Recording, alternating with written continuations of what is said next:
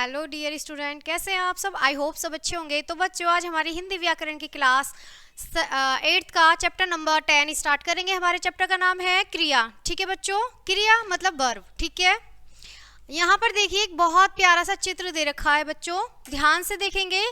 यहाँ पर कुछ बच्चे हैं, ठीक है, उनके माता पिता हैं और उनके दादाजी हैं।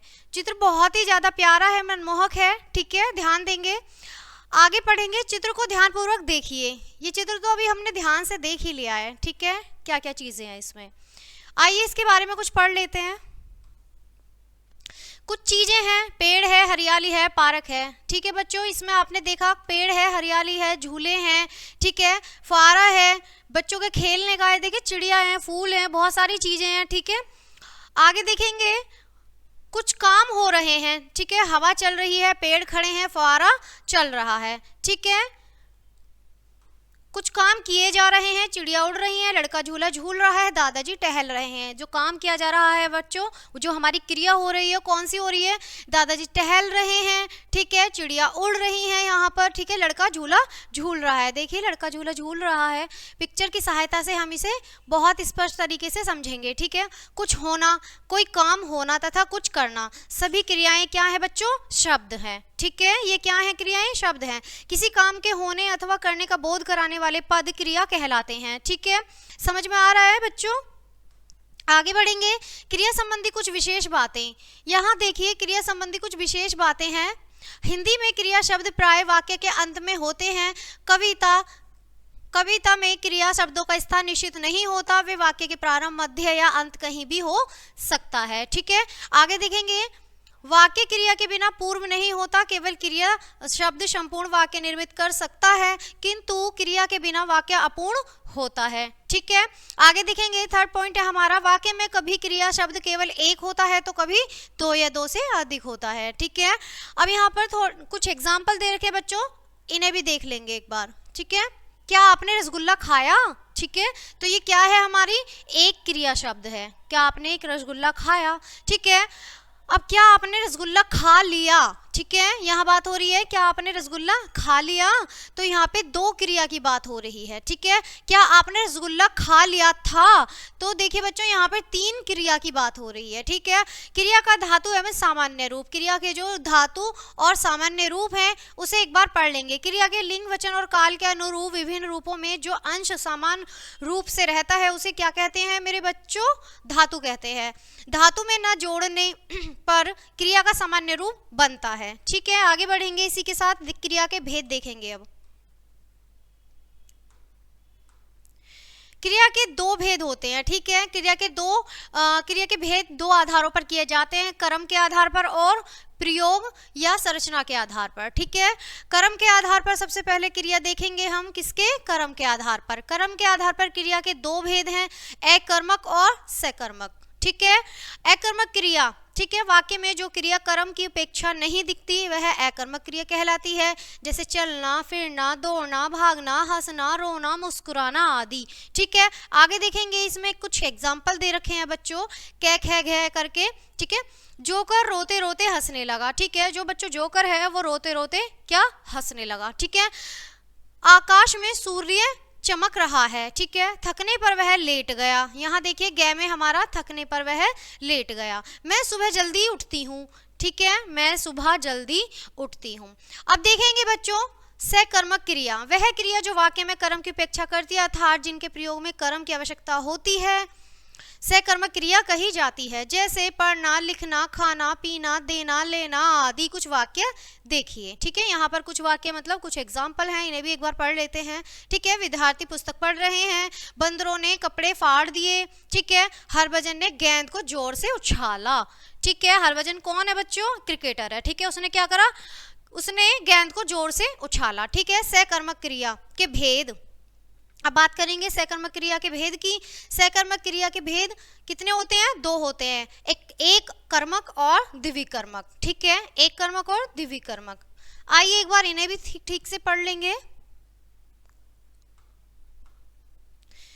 जिस क्रिया का एक कर्म हो उसे एक कर्म क्रिया कहते हैं। जैसे मैंने साइकिल चलाई, यहाँ चलाई क्रिया का एक ही कर्म है साइकिल, इसी से वाक्य पूर्ण हो गया, यह एक कर्मक क्रिया है। ठीक है, द्विकर्मक। ठीक है, द्विकर्मक के बारे में बात करेंगे हम। जिस क्रिया में दो कर्म हो उसे द्विकर्मक क्रिया कहते हैं। जैसे राम ने श्याम को पुस्तक दी, तो बच्चों यहाँ पर राम और श्याम की बात हो रही है, क्या? पुस्तक। ठीक है, प्रश्न कीजिए, क्या दी?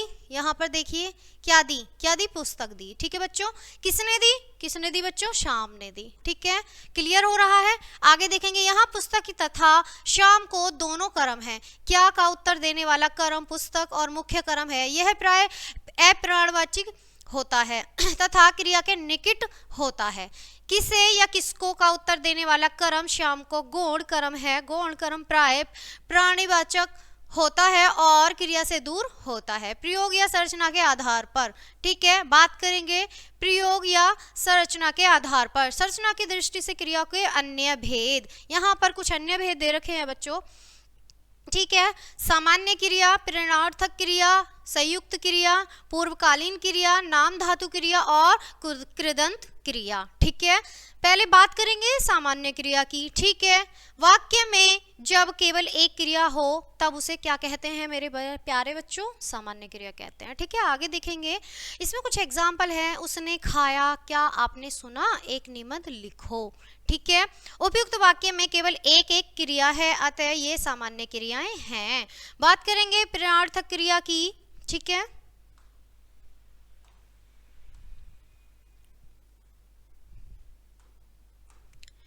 जिन क्रियाओं का क्रिया व्यापार करता स्वयं न करके किसी दूसरे से करवाए या उसे प्रेरणा दे, उसे प्रेरणार्थक क्रिया कहते हैं। प्रेरणार्थक क्रियाओं की रचना दो कोटियों में होती है। ठीक है बच्चों, अब देखिए यहाँ पर कुछ हमारी लिस्ट दे रखी है इस प्रकार से, इसे हम बहुत अच्छे से पढ़ेंगे और समझेंगे। ठीक है, यहाँ पर प्रेरणार्थक क्रिया है। ठीक है, यहाँ पर कुछ शब्द हैं और उनकी प्रेरणार्थक क्रिया है। ठीक है, आइए एक बार इन्हें दोहरा लेते हैं।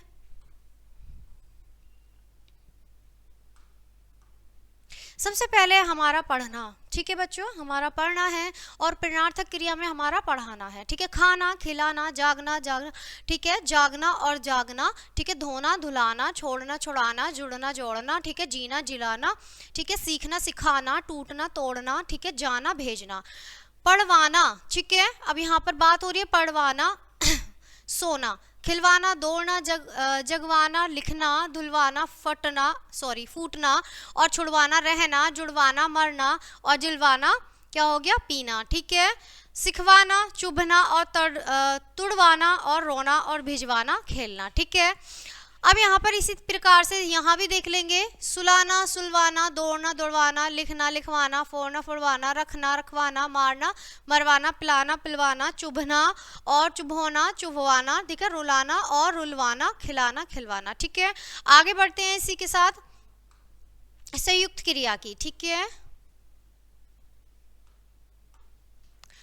जिस वाक्य में एक से अधिक पद मिलकर क्रिया का कार्य करते हैं उसे संयुक्त क्रिया कहते हैं। जैसे वह बोलता गया, उसने दूध पी लिया। ठीक है, यहाँ बोलता और पी मूल क्रियाएं हैं, गया और लिया रंजक क्रियाएं हैं। रंजक क्रियाएं मूल क्रिया के साथ लगकर उसके अर्थ में विशेषता ला देती है। आना, जाना, उठना, बैठना, लेना, देना, पढ़ना, डालना आदि रंजक क्रियाएं होती हैं।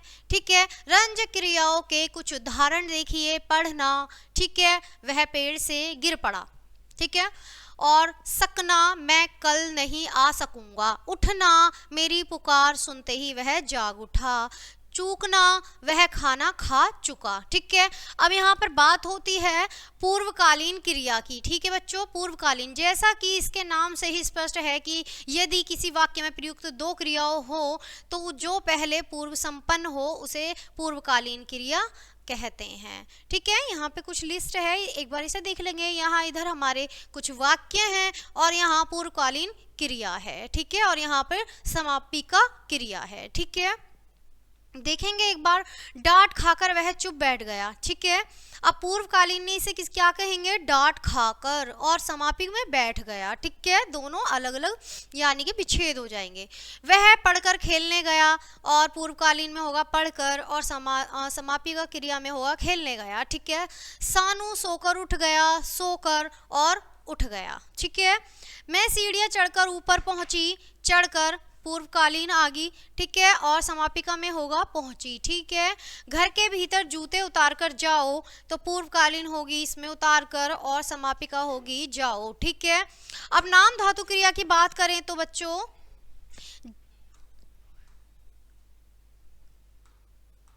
नाम धातु की बात करें तो जब नाम संज्ञा से क्रिया रूप बनता है तब उसे नाम धातु क्रिया कहा जाता है या कहते हैं। ठीक है, संज्ञा से और नाम धातु। ठीक है, यहाँ पर देखिए संज्ञा से और नाम धातु से। ठीक है, आ रहा है संज्ञा में दुख, तो नाम धातु में दुखाना, फिल्म फिल्माना, लात लतियाना। ठीक है, चक्कर चक्राना, शर्म शर्माना, लाड़ लड़ियाना। ठीक है, झूठ झुटलाना, बात बतियाना, टक्कर टकराना। ठीक है, सर्वनाम से नाम धातु क्रिया, यहाँ पर सर्वनाम में आ रहा है बच्चों मैं, तो इसमें आएगा में मियाना। ठीक है, अपना अपनाना। ठीक है, विशेषण से नाम धातु क्रिया, अब यहाँ पर विशेषण है और उसका नाम धातु क्रिया आ रहा है। मोटा मुटाना या मुटियाना। ठीक है, दोहरा और दोहराना। ठीक है, नरम नरमाना, गरम गरमाना, चमक चमकाना और साठ सठियाना। ठीक है, आगे बढ़ते हैं इसी के साथ।